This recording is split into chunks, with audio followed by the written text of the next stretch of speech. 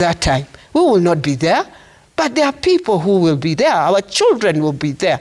Any leader who comes here, Trevor, must be telling us how they would wish to see beyond. Not a contestation of a fight because we had battles of our things, so we are finishing everything in 2027. That is not Kenya. Is there a need to replace all the leaders?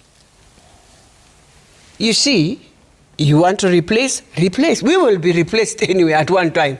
By 2032, all of us speaking honestly, we will have new leaders.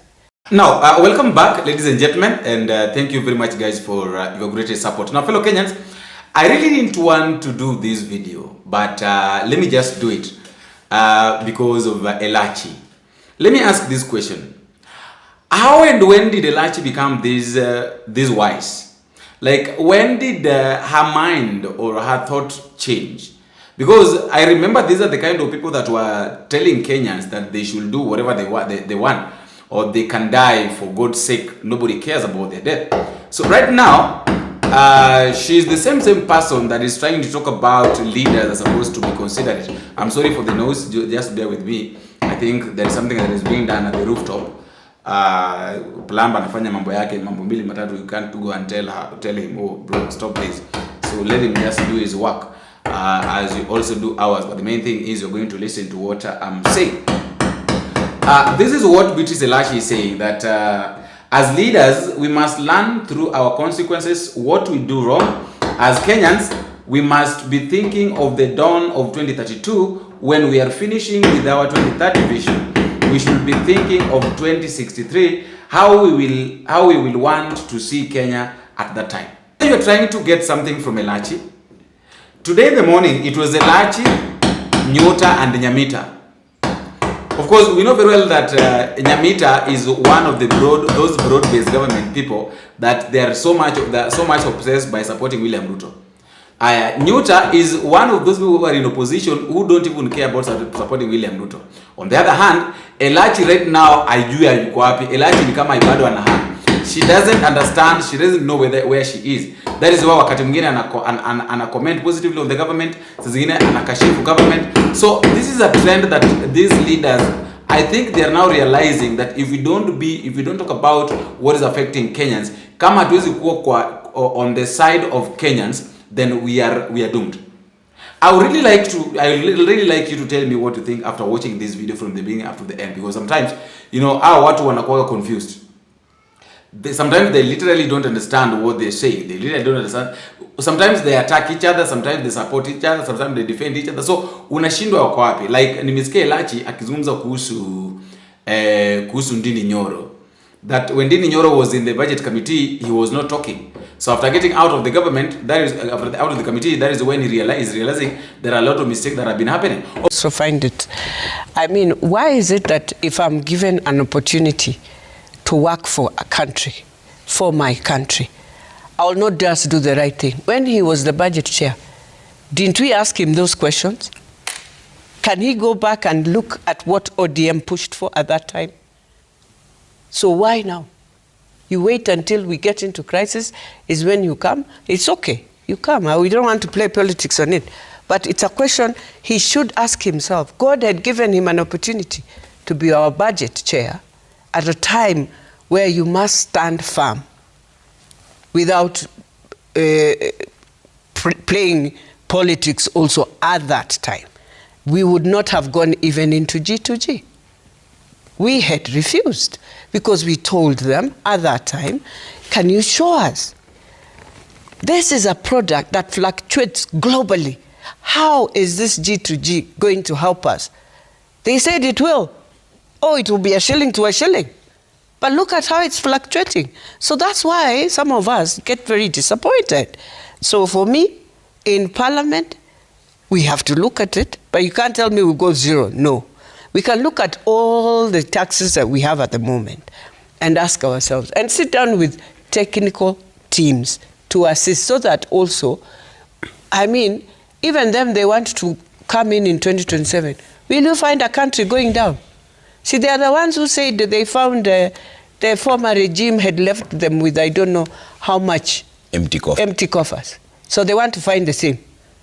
I thought they had learned a lesson that now going forward, you will never want to find your country in that situation.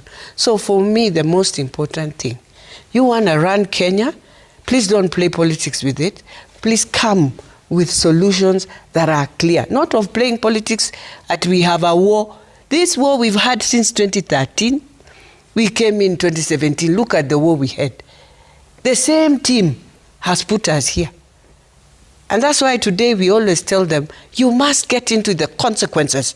Learn so that in future, in the new dawn of Kenya, ever play with Kenya again. Yes. Is the deputy president? Of course, that is what happened. That is, we've seen this happening. When Rigathi Gachagua was deputy president, he never spoke about the government. When Malala was in the government, he never spoke about the government. Right now, wakati washatoka ndio wanaona mabaya ambayo yanafanyika pale, because they knew that if we talk about this while in government, tutapoteza kazi. So just watch this from the beginning up to the end, and then after that, you'll tell me what to think at the comment section of Kenyans. But the main question is, when did ELACHI become this wise? Kwani akili yake ilianza kupanuka lini? Bring him. You must, government must strike a balance. Yeah. It's not, it will not solve our problem. Okay. Because remember, you have reduced the tax, yes, but then when you reduce it, where are you collecting it from? Okay. When people are, already you're having a challenge collecting even now. So even when you reduce, it is the same. Okay. So the government must just come in with a clear balance of saying, one, we will now have to rethink on this road maintenance and where we look for other revenues to do the roads. But then also to say that I said consequences, I'm still repeating, and I'm not saying to the people. I am saying for us leaders who go there to lie to the people that we can do this and this.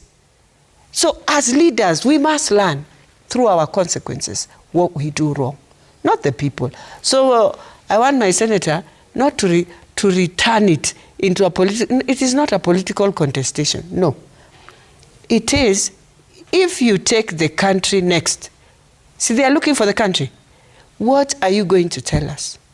Do not repeat the mistakes that you have already done. Because it's the same team that did mistakes that now wants to come and tell us, you're going to organize the mistakes. How? You can't. You've been there for a while since we started this constitution. And now we are going 15 years. If it's a new team, new team. And I'm telling Kenyans, we must rethink and don't look at 2027 alone. You must be thinking of your dawn of 2032 when we are finished with the new, with our 2030 vision. We should be thinking of 2063. What will we want to see Kenya at that time? We will not be there. But there are people who will be there. Our children will be there. Any leader who comes here, Trevor, must be telling us how they would wish to see beyond. Not a contestation of a fight because we had battles of our things, so we are finishing everything in 2027. That is not Kenya. Is there a need to replace all the leaders? You see, you want to replace? Replace. We will be replaced anyway at one time. By 2032, all of us speaking honestly, we will have new leaders. But what country are they finding? In a nation where we are very high on technology, where will we be?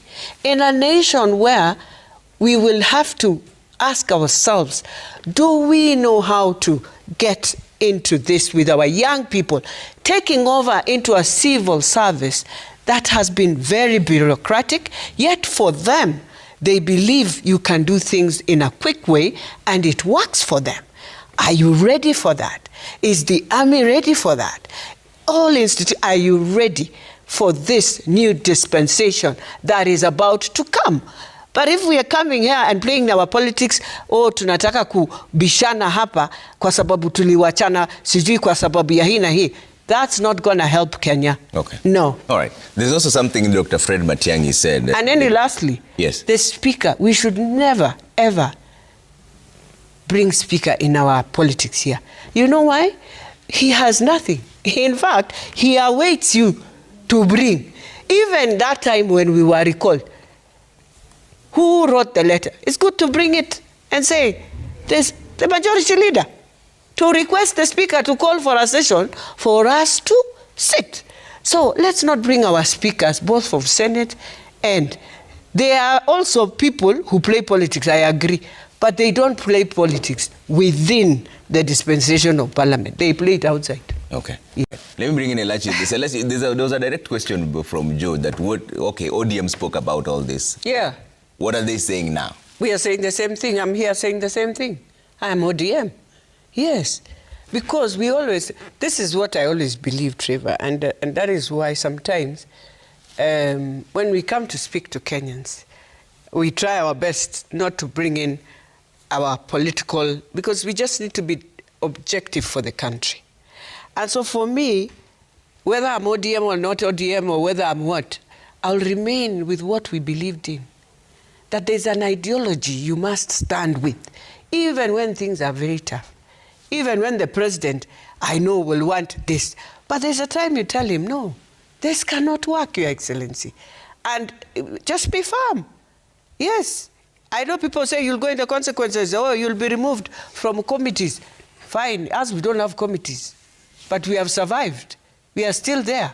We are doing our work. Because you're not just working for committees or for what? You're working for the nation, the good of this nation.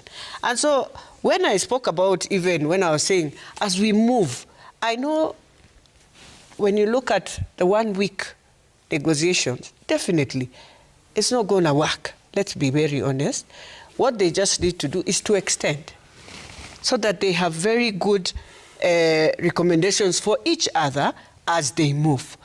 Remember, there is an owner of a matatu who his matatu or her matatu is also a loan. They need to pay. The triple effect that comes down, we have our makangas and many others who survive in this business on a daily to daily basis.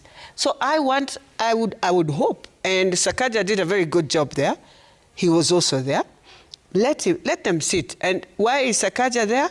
Because this is Nairobi. This is where the biggest business of this transport also works, from going up country and all that. For somebody like, I don't know why we are having a problem with Itumbi. It was an open meeting where maybe he is a stakeholder, but he's also the communication person of the president. So he has to go there and pick issues that are raised and maybe also just lay them to the nation. I mean, so I don't want to bring those politics in. For someone to be there, we talk of public participation. He had gone also for public participation to listen, isn't it? Yeah, aren't we allowed? Yeah, and I don't think it was closed, that this is a meeting enclosed only for this. No, it was an open meeting for those who really wanted to go and listen and get answers, because everyone was questioning. Wonder, where was he, by the way, when there was a crisis on Monday? Now, yesterday he appears out there on top of a vehicle saying how we need taxes in order for services to continue. Those are the questions. Okay. So you are available when there is no crisis, talking out there, and you are not available to sit and maybe guide, deliberations in an important meeting, and you leave Dennis Itumbi, a blogger, to lead the negotiations. It's funny. We are living in a funny country. Where's this miserable? Yeah, that he was leading the discussion. I would want to see, by the way. Sorry? CSs were there. Why is Dennis Itumbi being accused of leading that discussion? Yet he happened to be there, but the CSs were there. Wandai was there. Chirchir was there. Ibra Mohammed was there. Dagar was the PS. Yes. Ibra officials were there. Why? Yes. I think I would answer that question. He was the one leading. I would answer that question also by asking, what was Dennis Itumbi doing in such a high-level meeting? But the meeting was called. And Trevor. That one as a And Trevor. Yeah, everyone was. Trevor. That report is even there on the Standard. You are a journalist. Journalists should actually have investigated this and reported to us. But Dennis Itumbi was in that particular meeting. He was. And what you need to ask yourself, what was he doing there? And he's the one who communicates, if you want to know what President Ruto thinks, just talk to Dennis Itumbi, just talk to Faruk Kibet, just to talk to Oscar Sudi. And that is why our country is faring the way it is doing, because we have no room for experts. We have no room for people that have been charged with the responsibility. We want people who will sing praises to the president to go and lead deliberations. And that's why we are not getting solutions. The experts also there. This is the and so I want to talk about, Honorable ELACHI has said that, when you talk about the recommendations or the suggestions that the Honorable Ndindi Nyoro has given, that he has asked, why did Ndindi Nyoro not deal with this when he was budget chair? And did he look at what ODM was proposing that time? My question to Honorable ELACHI is, what is ODM that was talking about this that time? What is it saying now? What is it saying now? Because we didn't have a crisis then. We have a crisis now. So if ODM had very progressive ideas then, what are the ideas now? Are they giving any ideas? And she went on to say that we are the people who supported these kind of arrangements, and that is why we should suffer the consequences in order for us to learn. I want to tell ELACHI, Honorable ELACHI, not to tell her, to remind her, it is not only those that supported Kenya Kwanza that are suffering. Everybody is suffering. And so you cannot sit somewhere and say, we are happy when those who supported the UDA and Kenya Kwanza are suffering now because they are going to learn. Come on, every Kenyan is suffering from the mismanagement of the economy, Trevor. And I agree with Honorable ELACHI, and for this I would even pat her back if she was a man. But now I don't have that latitude, because being a lady, then of course I can be accused of other things. But it is time, I agree totally with Honorable ELACHI. It's time we got out of G to G so that we get our fuel from the best and the cheapest supplier. It is time, because we should not tie ourselves with this thing. Now to your question of the remarks by the Deputy President Kithure Kindiki that we should have a balance because Kenyans need services. I agree with him partly, but then you have to think more broadly, Trevor.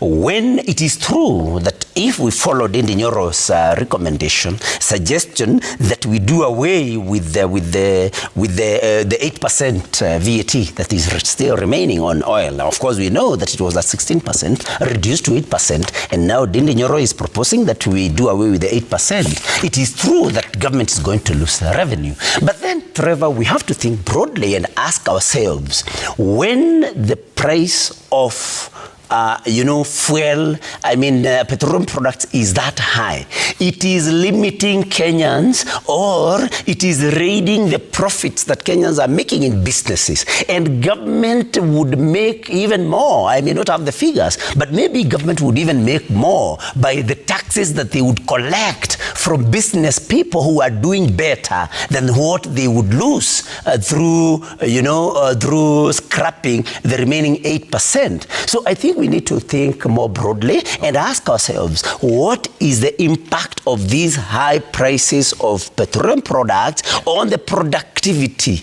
and profitability of businesses and operations in Kenya? And what would government make from taxes on the said profits? And then we do a comparative analysis. Okay. The Deputy President sits at a very high office. He cannot just go out there and tell Kenyans, you need services and what have you. He should tell us what comparative analysis has been made and how then he thinks that, why then he thinks that we should not scrap the 8%. Okay. Otherwise... Interesting, let me say that. Because when we passed this constitution, our purpose that time, and I believe is still, was to reduce power where just a few are the ones who can manage a nation. And that's why we have CSs in their sectors. And for me, indeed, I would want to see, first of all, the technical teams are the ones who, because whether the Deputy President comes there, he will still wait for the technical team to bring him a report. So him is just reading this report. So I don't think that is what Kenyans want. I think Kenyans want, who are these in the team that can give us a solution? Not about where is the deputy president. No. I would rather see somebody else telling me fuel is going down, and not just someone else. Those who are now the users are us, yes. But we have the companies that deal with this. We have EPRA.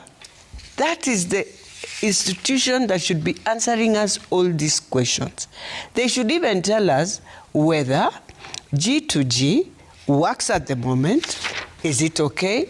Or is it a risk? Because it's the only one. And in a scenario where we don't know when the Americans are going to clear this war with Iran, I believe it's important to bring in other companies to do this. I mean, include others, because the risks are now very high. So the Gulf team cannot just tell us they're the ones who are going to handle Kenya in a crisis where we know in the same Gulf we are having crisis. So open up so that we reduce the risks on ourselves. And also we are able to now question many other players. You see, now we have faced the government. Why? Because they are the only players at the moment who bring in fuel. Yeah. Okay. So reduce your risk also as government for us questioning you. Okay. Yeah. We'll delve deeper. Trevor, in conclusion, I want to tell Mark that he says he wants to help me understand some of these things. I want to tell him that I do not need his help. Unfortunately, he can go look for somebody who needs his help. And he knows even in Parliament, if you seek to inform a member who is on the floor, the member has to be asked whether they want to be informed by the member seeking to inform you, and you have a right as a member of the floor to accept, information or not. And so I want to say that I refuse to be helped by Mark because he's a government apologist, the government that is hurting Kenyans. So I don't think I would appreciate help from Mark. He says there is no government in Parliament, and it is true, there is no government in Parliament, but there is minority and majority. In fact, I had not talked about government. I did not say about the opposition or anything. Of course, I understand.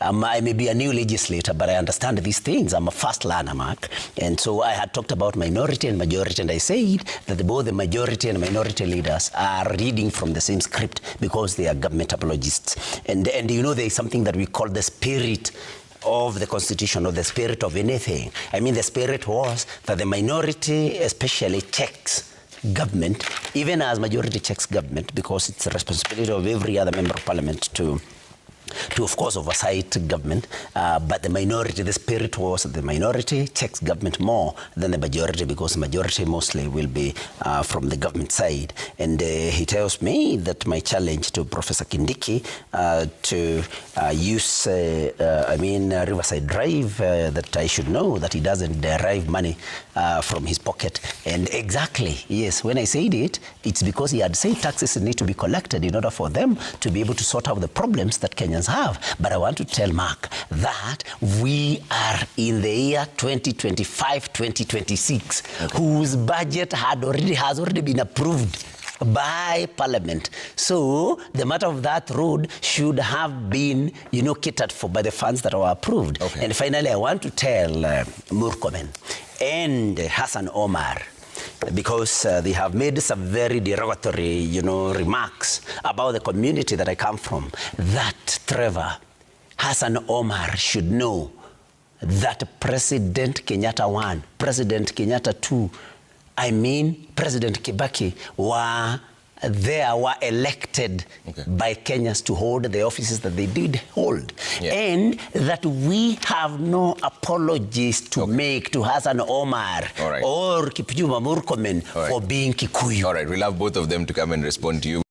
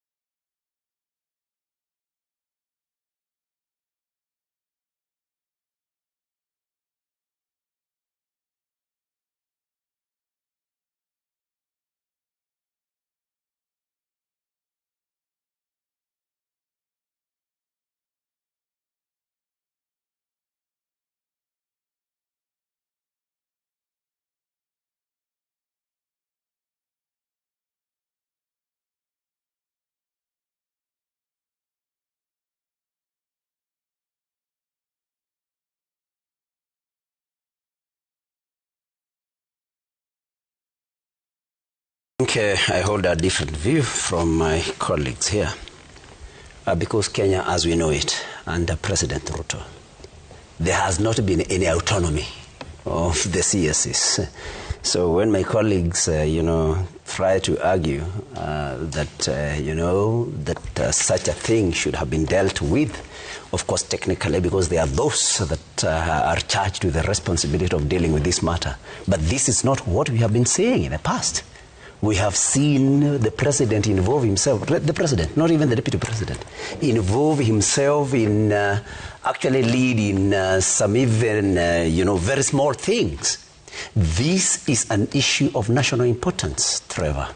I mean, there was a crisis on Monday. There was basically the nation had come to a standstill.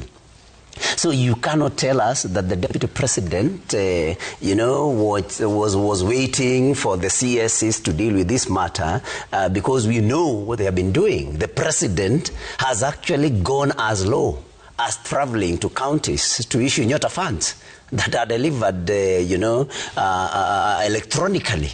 You cannot tell us, nobody can tell us, convince us. Kenyans are smarter. You cannot convince Kenyans that the president can go issuing NYUTA funds. The president can be the marketer-in-chief of SHA, because that is what he was when SHA was introduced. That the president can be the marketer-in-chief of the new higher education funding model. But his deputy is too senior to deal with matters of a national crisis, and that is the fuel crisis and the attendant strike that happened on Monday and parts of Tuesday.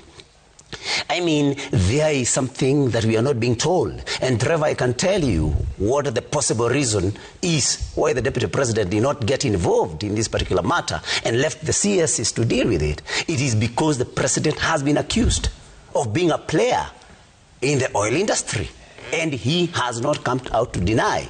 Even his supporters, his apologists like Murkomen, have not come out to deny that the president, through the G2G arrangement, him and Gulf Energy are involved, and they are, they are beneficiaries of the profit that we have. And that is why, Trevor, the deputy president did not want to appear there, because he would not have wanted to